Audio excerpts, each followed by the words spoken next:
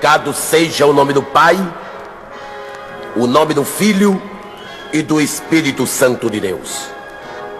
Para a glória de nosso Senhor Jesus Cristo, fomos chamados a entregar esta mensagem para o Brasil, atendendo solicitação de milhares de pessoas que, escrevendo cartas, passando telegramas e em contato pessoal conosco, pediam sempre: missionário, nós desejamos ter uma mensagem sua em nossos lares.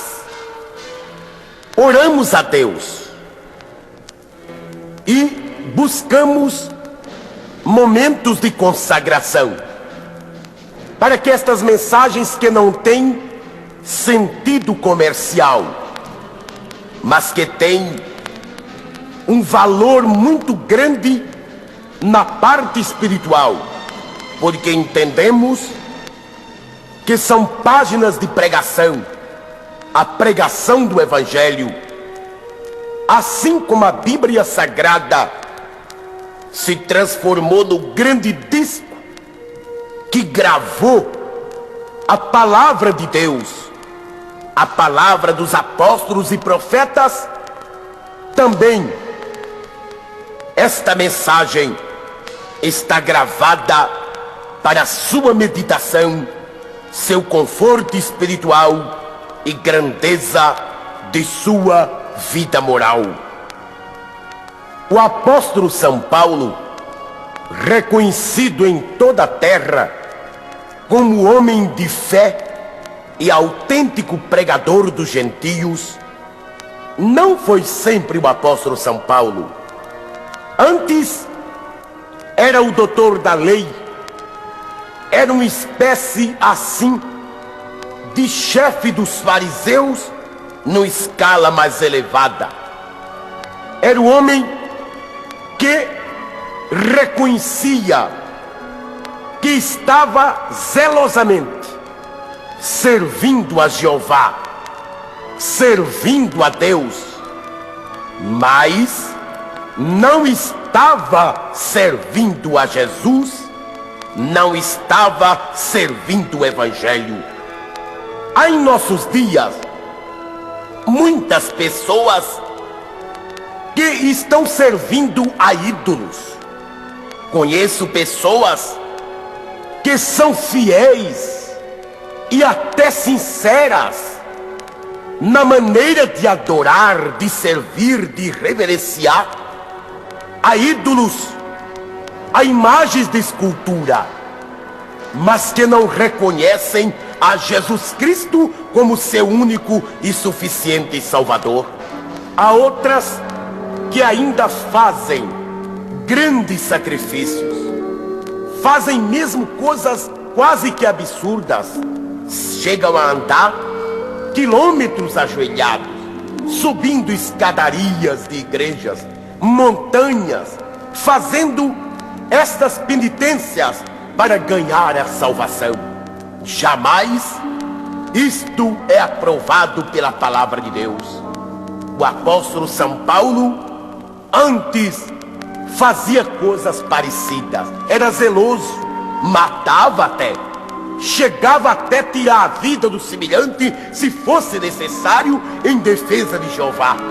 Pediu cartas para o sumo sacerdote, para o conselho elevado dos fariseus, com ordem expressa para prender, para matar, para manietar qualquer pessoa que falasse a favor do nome de Jesus. E ele, que naquele tempo se chamava Saulo de Tarso, se dirigiu para Damasco, em direção ao pregador mais famoso daqueles dias. Famoso por quê? Pela sua cultura? Famoso porque, como ele era famoso? Porque era rico? Porque era importante? Não. Ananias era um simples pregador. mas se transformou em um homem famoso e conhecido em toda Jerusalém e em todo o Oriente pelo seu poder espiritual recebido das mãos de Jesus Cristo. Era um homem batizado como Espírito Santo. Era um homem que tinha os dons espirituais. Era um homem que punha sua mão sobre o enfermo, ele era curado. Colocava sua mão sobre o endemoniado e o espírito mau se afastava, se retirava, porque Ananias, ele tinha a unção do Espírito Santo de Deus. Saulo de Tarso visou diretamente aquele homem. É ele que está prejudicando a causa dos fariseus. Se a senhora que está me ouvindo, se o senhor que está me ouvindo, se a moça, o rapaz que estão me ouvindo agora, se forem pessoas mortas, sem poder, sem virtude, sem ação espiritual em suas vidas, jamais Saulo de Tarso irá visar você.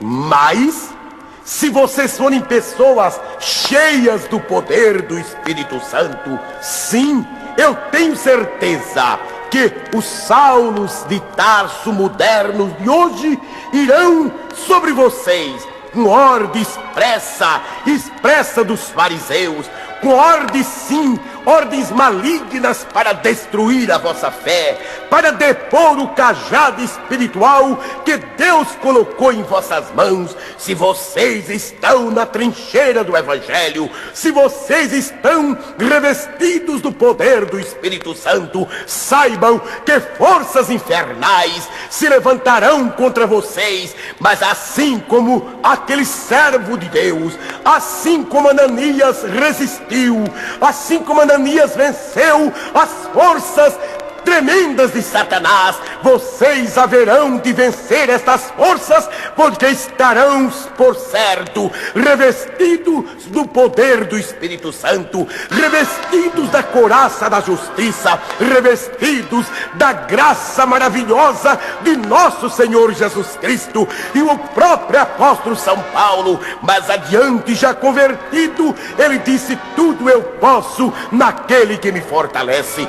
Foi a Damasco, e lá no meio da estrada ele contemplou a beleza de Deus.